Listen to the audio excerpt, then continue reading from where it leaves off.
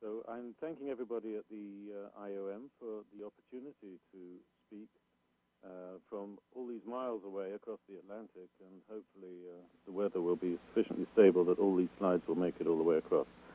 And I'm delighted that you've given me a few minutes, and I know we're running late, so I will keep fairly speedy. A few minutes just to give a few ideas that are coming in from outside the United States, because we too are, the 95% of the human population that doesn't live in the U.S. actually does have an interest in what happens within the U.S., because many of your major corporations are the ones that are advertising in our market. So we're quite keen to know what you're doing, and I hope you'll allow me a few minutes to tell you what's going on elsewhere in reverse. So let me just speak a little about marketing to kids internationally. I'll say a few things about policy statements that are currently floating around in the policy sphere internationally. I'll give you a few suggestions of what's happening on country actions, and also, of course, what's going on in the industry. So let me just start with some policy statements. Concerns. I'll be speaking about both non-governmental organizations and international governmental agencies, as well as some national governments and commercial bodies. So what sort of policy statements have we been seeing over the last few years internationally? Well, you get the consumer groups, Consumers International, there's one from Southeast Asia, have been making a number of reports about the high levels of marketing to children in various parts of the world. And there's another one calling for the need for regulation, produced by IACFO in 2003-04.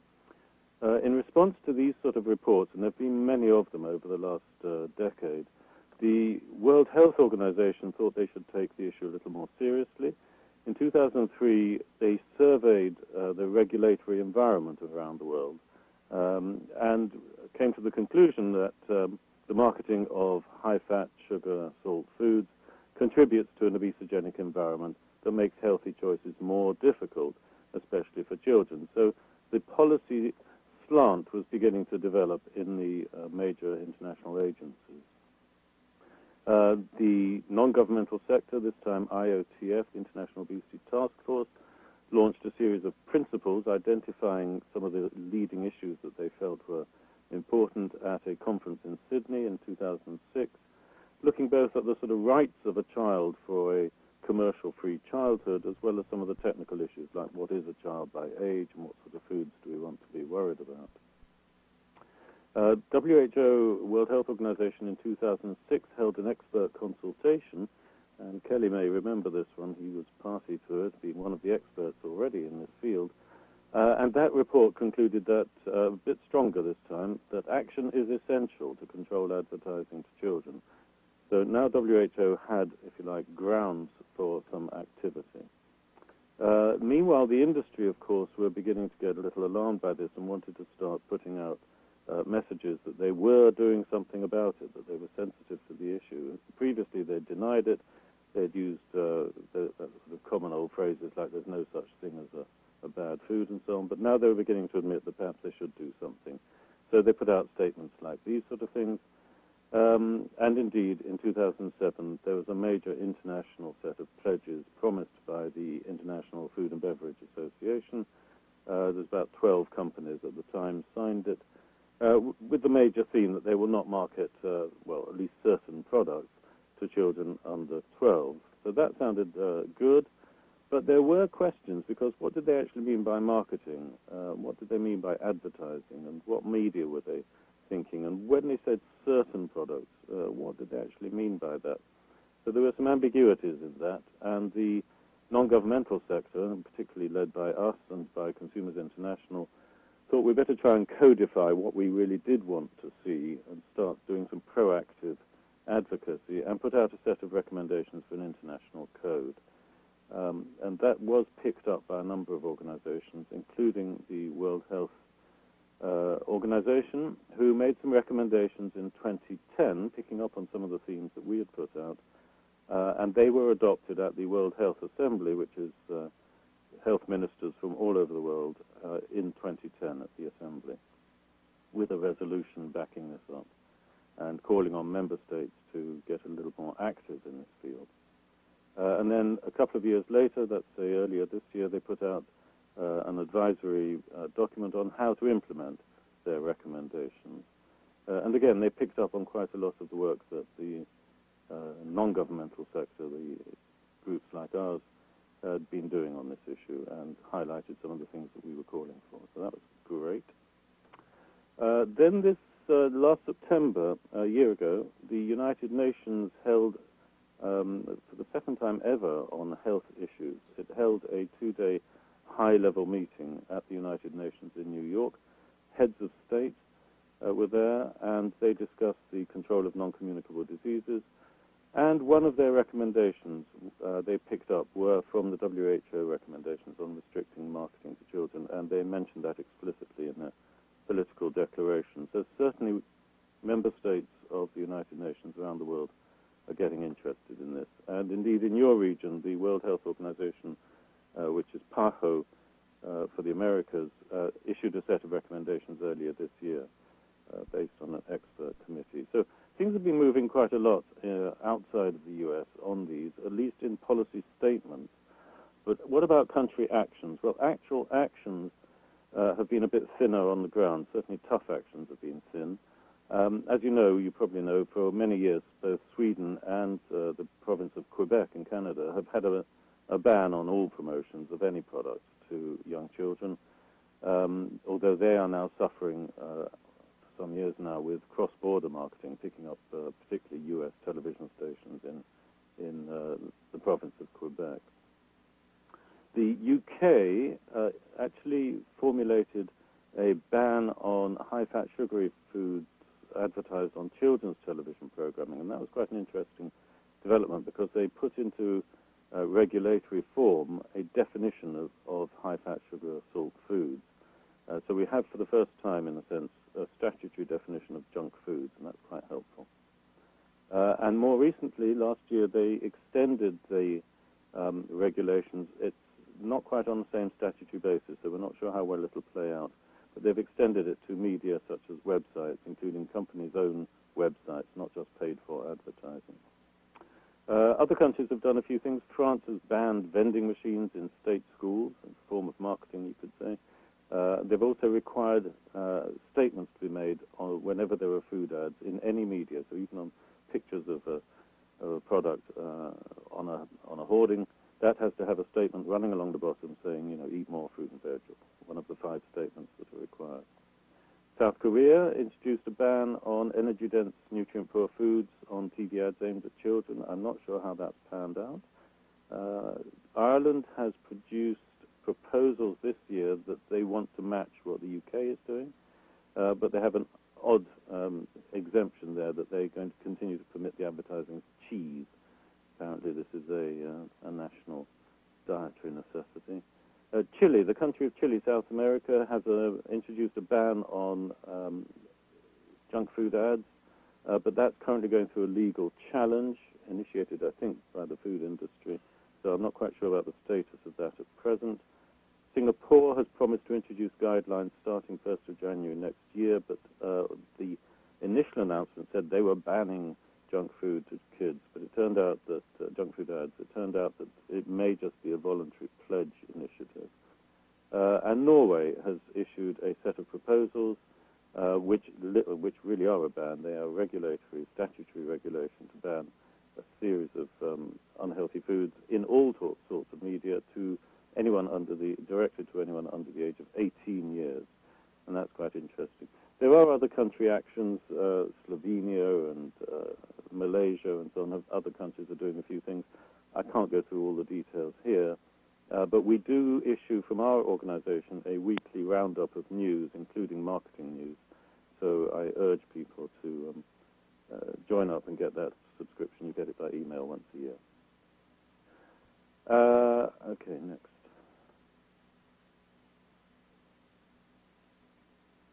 Commercial actions. Much like the CFBAI pledges in the United States, we've had a worldwide pledge from the International Food and Beverage Alliance, and I suspect the two are acting in some concordance over this. And okay, to give them credit, they've worked at this, they've improved it, they issued a tighter set of restrictions just last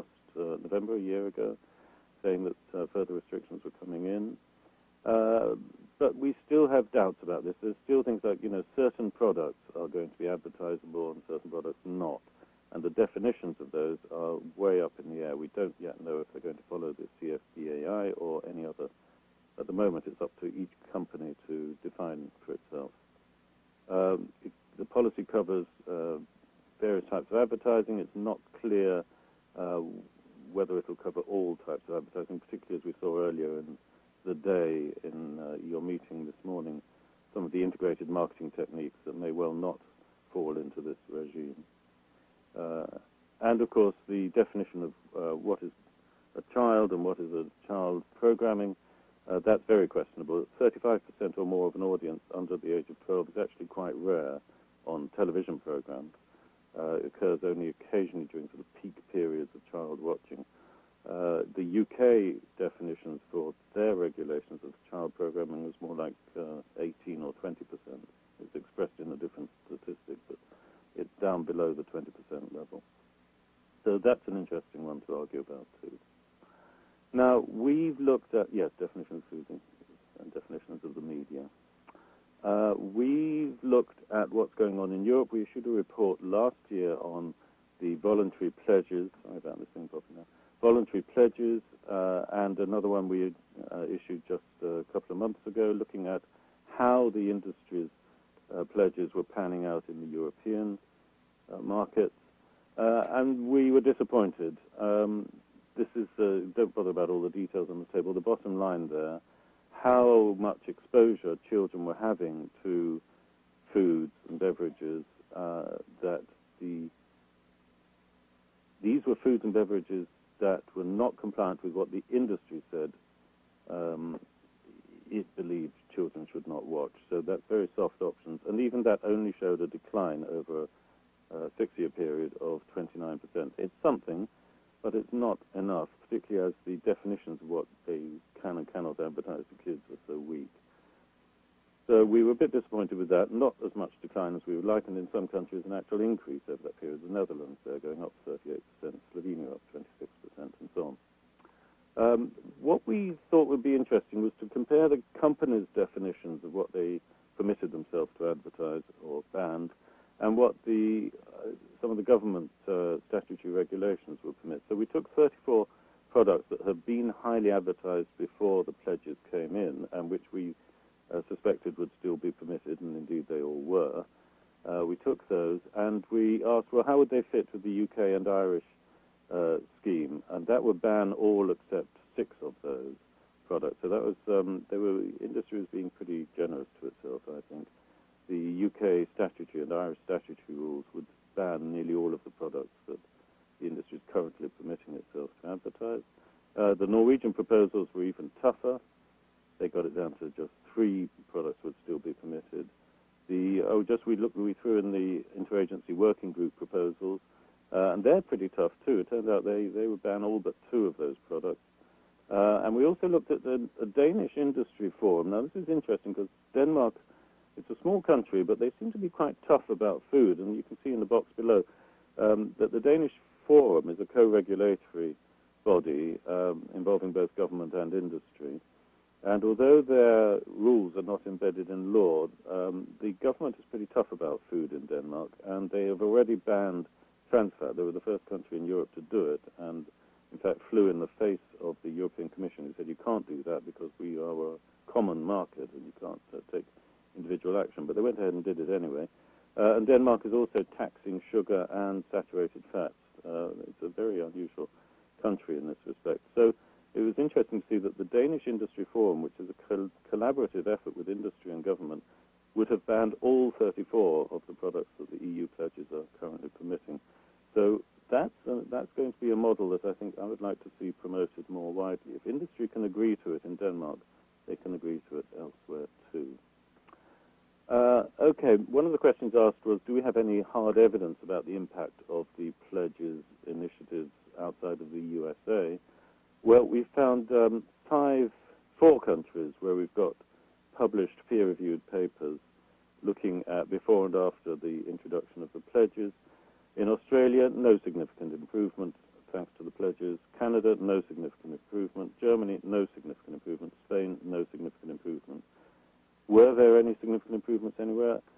Yes, in 2 countries we found some improvement over the period, in South Korea and in the UK, but if you remember from the previous slide, both those countries have introduced statutory regulation. Those are not voluntary pledges. Denmark will be the interesting one, and I don't have data there. I think that's the one to watch. Okay, I'm rolling to an end now because I want to give you time to have a discussion, but I had a few thoughts during the discussions earlier today, which I thought I could throw in now for your discussion this evening. Firstly, we are getting a consensus, I think, on junk food. No matter what the industry would like to argue, we certainly have it under law in the UK and a set of laws in South Korea. The Danish industry, as I say, has agreed a definition that they're working to. And curiously, McDonald's has adopted the UK definition of junk foods for its pledge. So even the pledge companies can do that. That's McDonald's Europe. I don't think it's told its colleagues in McDonald's in other parts of the world that they've gone and done this. So that's one thing, that there is a developing consensus now about junk food. Secondly, I think there's now a developing consensus about what leads to behavior change, and that a lot of decision-making is non-cognitive.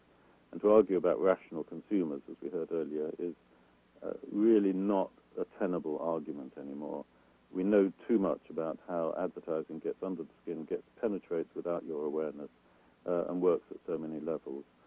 And to answer a question that Bill Dietz raised earlier on about immunizing children against advertising's impact, I would say I can't see any method that would do that if you're talking about subconscious effects on behavior, because my analogy would be a bit like a gun. You can learn how to take it apart and how the various parts of it work, but that does not immunize you against someone pointing it at you and pulling a trigger, which is what the advertisers do. Okay, last point. We've had some interesting discussions in the UK about the wider issues of rights of a child, and I'm wondering if there's an echo that could be developed in the US where you pick up on the issues of protecting children from the impacts of commercialization. To be fair, the issue was raised more with the sort of sexualization of children below the age of 12, but I think, and I don't mean the Jimmy Savile affair over here, I mean just the selling of underwear for children and makeup for children who are still in primary school. These sort of commercialization of children, that picks up quite a strong thread in a wide range of different groups over here, including sort of church and community groups who you wouldn't necessarily think would come in on your own side on these issues, but it has, and that might have useful echoes in similar campaigns in the USA. Okay, I think I've probably said enough for now, but I'm very happy to join the discussion with you. So I'm going to escape from this and see if I can bring up me on a screen. If you'll bear with me a minute. What's that say? No, that changes. Ah, okay, so there's me. If I'm clever, I can bring up you as well and bring me back. Fine. Now, I can't hear anything, and I haven't a clue whether you've heard anything about me, so it would be really nice to know if I've just wasted the last 10 minutes of my life. Tim, I don't know if you can hear me, but you came through loud and clearly, so thank you very much for the presentation.